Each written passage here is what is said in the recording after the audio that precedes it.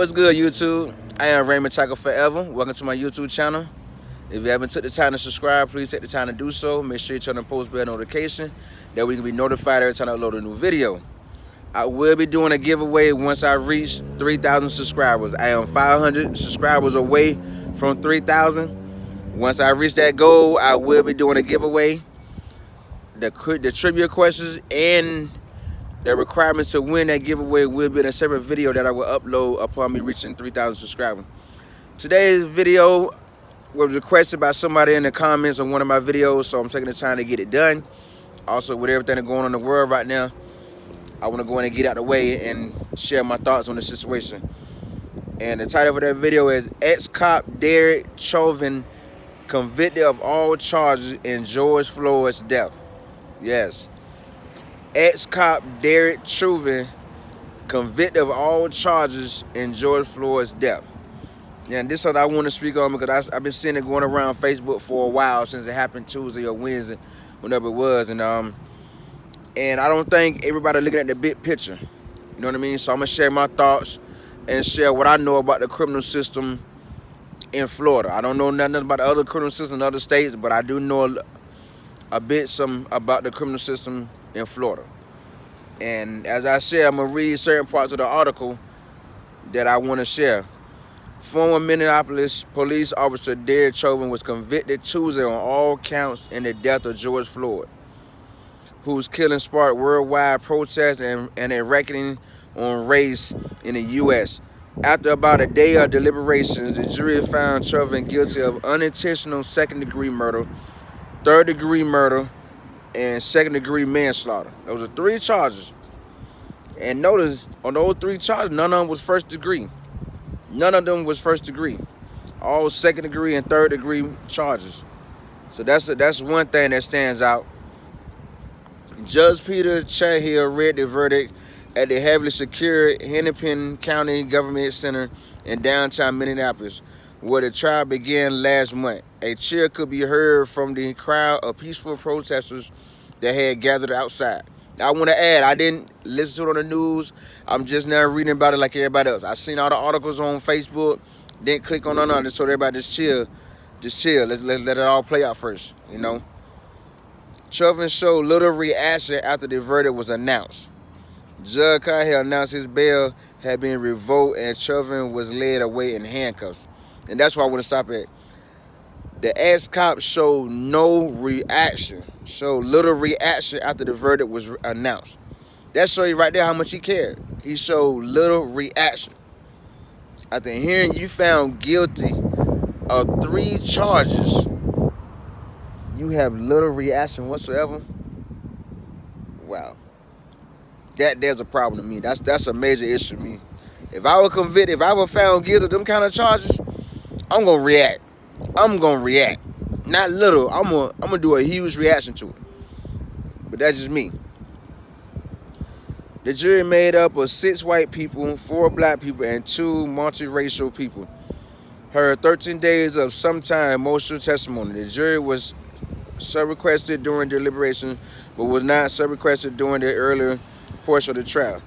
In his closing argument, prosecutor Steve urged jurors to focus on the video showing Chauvin pressing his knee into Floyd's neck for more than 9 minutes. In closing argument, prosecutor urged the jurors to focus on the video showing Chauvin pressing his knee into Floyd's neck for more than 9 minutes. For more than 9 minutes. And that's important. That's an important thing. That's a good thing that the prosecutor did that. In the closed argument, yes. Let them focus on it. See how you sitting there, no remorse, no kind of sympathy with this pressure. Steady applying pressure to George Floyd's neck. That's a good move. Believe your eyes, the prosecutor said. Unreasonable force pinning him to the ground. That's what killed him. This was a homicide. I agree. That's what killed him. You can't just have your knee on somebody's neck and expect them to still be able to breathe normal. No, it's not gonna happen. Prosecutor said Chauvin showed indifference to Floyd's pleas for help and continued restraining the man even after he was unresponsive, ignoring the bystanders who were urging him to ease up. He was ignoring everybody around him, telling him to ease up. Even when George Floyd was non-responsive, he still applied pressure to George Floyd's neck. This case is exactly what you thought when you first saw it. When you first saw the video, he said it's exactly that. It's exactly what you saw with your eyes. It's exactly what you knew. It's exactly what you felt in your gut. It's what you know in your heart. This wasn't policing. This was murder. I agree with the same thing. It was straight murder. It was straight murder. And I'm pretty sure he didn't learn that in the academy. I'm pretty sure the police academy didn't teach that. In his closing argument, defense attorney Eric Nelson said the state has not proven its case beyond a reasonable doubt and has not been able to definitely show how Floyd died. He said that while the state called a series of experts to testify, positional anesthesia was the cause of Floyd's death. It flees in the face of reason and common sense to suggest that Floyd's drug use and heart disease did not play a role necessary. Yes, it's obvious that, yes, it's obvious that his drug use and his heart disease did not play a part in his death. Nelson has argued a combination of Floyd's underlying heart disease, adrenaline, and the effects of the drugs he had digested prior to the arrest amounted to a fatal combination. He called the case tragic. Now, how did they know that he did drugs prior to the arrest? You know what I mean? Prior mean in the days after, days before. How did they know all this? So it could be a chance that they would follow this man for a while and ready to the right moment to try something. You know? In Minnesota, second-degree murder carries a maximum sentence of 40 years in prison. Third-degree murder punishable by up to 25 years in prison. Second-degree manslaughter is punishable by up to 10 years in prison. Altogether, that's 4, 5, 6. Altogether, that's 75 years. But sentencing guidelines recommend less time for offender with no criminal history. And that's what I'm pointing out. Yes, we got the yes. Let's celebrate. Let's celebrate a little. We have the guilty verdict. Yes. But let's keep in mind, we talking about an ex-cop that have no rap sheet. For those of you that don't know what a rap sheet is, that means no criminal history, have no criminal record whatsoever. With that being said, that means that the 75 years that them charges carried, he ain't gonna get that. If he had priors and all that, yeah. You know, if he had priors and everything, yeah. Now the state got to go to the next level and bring other charges. Let me get to that part of the story. Now the state got to go to the next level and bring up other charges. Let me get to that. In that case, the suggested sentencing range for unintentional second-degree murder and third-degree murder is the same. Hold on. In that case, the suggested sentencing range for unintentional second-degree murder and third-degree murder is the same, from just over 10 and a half years to 15 years in prison. So he could get 10 to 15 years in prison on 2 of the charges, on the second-degree and third-degree unintentional murder. The recommended minimum sentence is 12 and a half years. The same sentence handed down in 2019 to Muhammad Noor, a former Minneapolis police officer convicted of third-degree murder for firing a shot from inside his squad car and killing a woman who had called 911. And that person killed one person. This ex-cop is charged with 3 charges. A bit different there. So he might get 10 to 15. Someone convicted of second-degree manslaughter with no criminal history would likely spend about 4 years in prison. 4 years. In the Chauvin case, prosecutors had introduced a series of aggravating factors that could add additional time to Chauvin's sentence. They include committing a crime in front of a child. The youngest bystander who witnessed Floyd's fatal arrest was 9 years old, and using police authority to commit a crime. The other 3 officers involved are charged with aiding and abetting and are expected to be tried jointly after. So they're going to add on more charges. That's the only way they're probably going to give him a lot of time. You know what I mean? And even then, he might not get a lot of time because of the fact that he's a first-time felon. I know I'm 40 years old. And I don't know many people that went to prison on their first felony. You know what I mean? Like in my situation, I was looking at 15 years. By the time everything was out, all the evidence was out, went to trial, the judge, they gave me a plea deal for 5. You know what I mean? A year in county jail and 4-year paper. That might be how this would fall out. If he get 10 years, he could get 10 years probation, or 5 in, 5 out. Meaning 5 years in prison, 5-year probation. He's not gonna guarantee he get the whole 10 years. You know what I mean? I'm pretty sure the prosecutor will come with some kind of deal where he don't walk away with a 10-year bid. You know what I mean? You gotta think like that. That's how I go in the criminal system when you have no priors. Yes, he's been he's been charged and convicted. Found guilty, convicted of 3 charges. But you gotta understand, none of them are first degree. All of them is second. 2 is second degree and 1 third degree. You know what I mean? And with the time, the article say 10 to 15. I guarantee he ain't gonna walk away that kind of time. I guarantee he not gonna walk away that kind of time. On the first time convicted felon, no priors, no rap sheet whatsoever. No. At the most, he might get 10 years, 5 in, 5 out. Or they might just say, no, we're just gonna give you the whole. You gonna be the example and give you the whole 10 years incarceration. Cause I know me, if I was in that situation, I would go in and take the whole 10 years. I'm going to take the whole 10 years. Why do 5 years in, 5, and then Cone got to do 5 years of probation? Forget all that. Give me the whole 10. There's a chance he might get 10 years, a chance he might get 5. You know what I mean?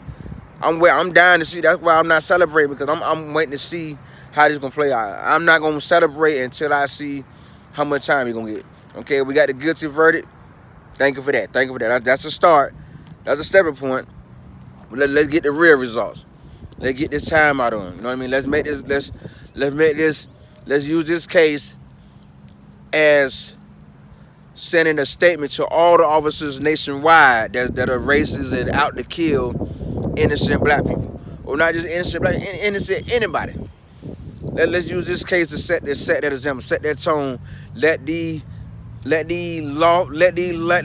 officers know that this kind of actions would not be tolerated in America no more. You know what I mean? So I hope they use him as just that. You set a good example. Set an example so high where they think 10 times before pulling their firearm. In any situation with a suspect, I want to set an example so high where they'll think 100 times, 100 before they reach for that firearm. That's how I feel. Those are my thoughts. That's how I feel about it, because this stuff needs to end. This stuff needs to end. You know, this situation like this needs to end. Needs to end. If a person not putting no threat towards you, you shouldn't be reaching for that firearm. You shouldn't be doing nothing to bring their life to an end. You know. So I hope they raise the bar on this and really punish him to the max. To the max. You killed a man with no remorse. Even you know all his plea, he can't breathe. With the bystander telling you he can't breathe, and you just like, so what? Who gives a F? Who gives a fuck? And kept applying pressure to his neck. So let the judge apply pressure to your sentence and give you the max. I hope he get the max. But there's a chance he might not get the max. You know what I mean? Or if he do get the max, it might be 5 in, 5 out, or 10 in, 5 in. If he get 15, it might be 10 in and 5 out.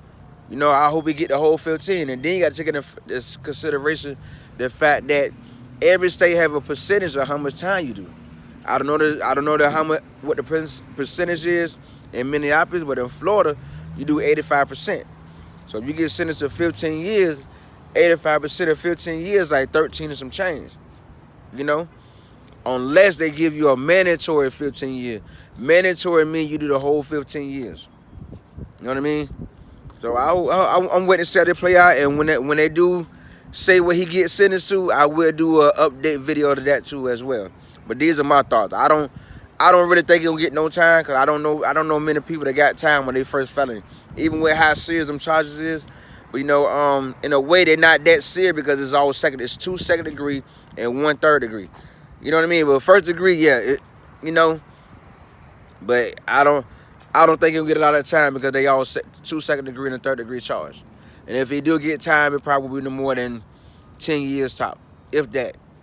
You know what I mean? And I'm pretty sure the state gonna work out some kind of deal because they're gonna take in consideration that he don't have priors. They're gonna take that in consideration. He don't have a prior criminal record, rap sheet. So that gonna get him a lot of time reduced right there.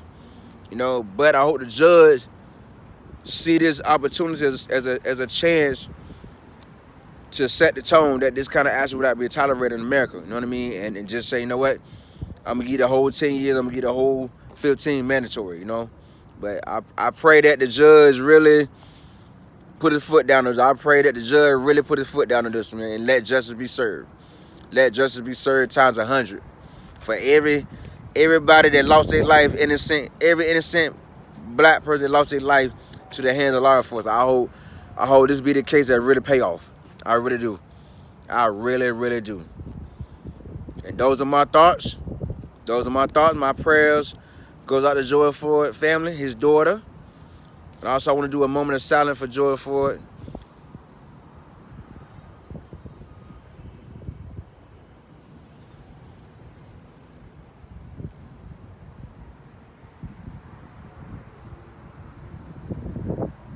So for my shout out video, y'all tell me in the comment how y'all feel about my thoughts, about my prediction on this. Y'all let me know in the comments, and I will give you my shout out video the last Sunday of the month. If you like this video, take the time to subscribe, like, comment, and share. If you don't, take the time to go to my many playlists, and if you see a video you like, remember to subscribe, like, comment, share. Make sure you turn on post bell notification that you can be notified every time I upload a new video. And make sure you enjoy your day.